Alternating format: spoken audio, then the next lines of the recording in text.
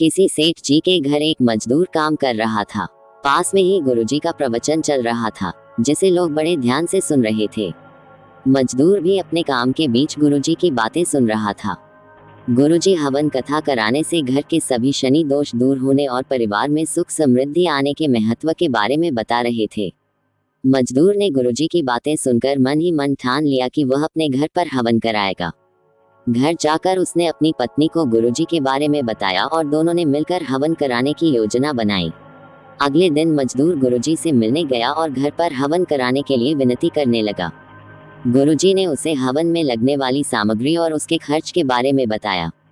खर्चा सुनकर मजदूर थोड़ा घबरा गया और गुरुजी से कम खर्च में हवन कराने की अनुमति मांगी।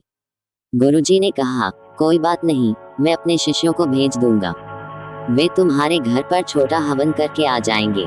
तुम सिर्फ 5,000 रुपये का इंतजाम कर लेना। मजदूर ने कहा, गुरुजी, मेरे घर पर खाने का ठिकाना नहीं है, बच्चे भूखे हैं, मैं 5,000 रुपये कैसे दूं? गुरुजी ने कहा, तो तुम अपने घर हवन मत कराओ, मैं अपने शिष्य को गंगा जल लेकर भेज दूंगा। वह तुम्हारे घर पर मंत्रोच्चारण करके गंगा जल छिड़क देगा। तुम उसे केवल 500 रुपये दे देना। मजदूर ने कहा, गुरुजी, मेरे घर पर खाने के लिए अनाज भी नहीं है, बच्चों की भूख भी शांत नहीं है, मैं 500 रुपये कैसे दूं? गुरुजी ने उसे समझाया, तुम्हारे घर पर पैसे नहीं है, खाने का ठिकाना नहीं है, बच्चे भूखे हैं, तो किसने कहा कि तुम्हारे घर में शनि बैठा हुआ है? शनि को तुम्हारे घर में रहकर क्या भूखे मरना है? उसके लिए कोई और धनवान घर नहीं है।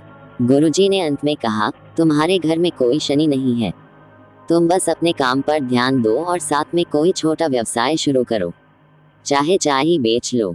तुम देखोगे कि धीरे धीरे तुम भी पैसे वाले बन जाओगे। कहानी की सीख, मुश्किलें आएंगी, लेकिन धैर्य, मेहनत और सही दिशा में उठाए गए छोटे कदम हमेशा जीवन को सुधरने का रास्ता देते हैं।